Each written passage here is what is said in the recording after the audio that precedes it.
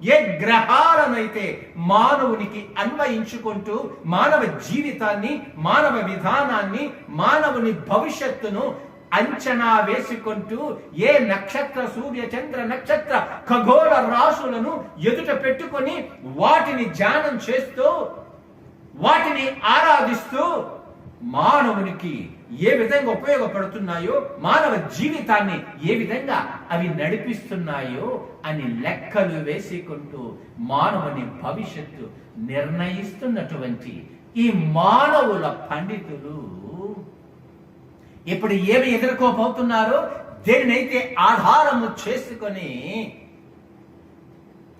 ప్రావీణ్యత సంపాదించామని అనుకుంటున్నారో అవే ఎదురు తిరుగుతున్నాయి.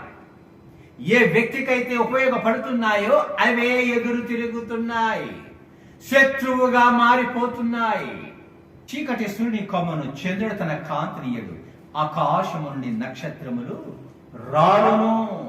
13వ అధ్యాయము మార్కు సువార్త 24 వచనములున్నది. ఆకాశమందరి శక్తులు కదిలింపబడదు.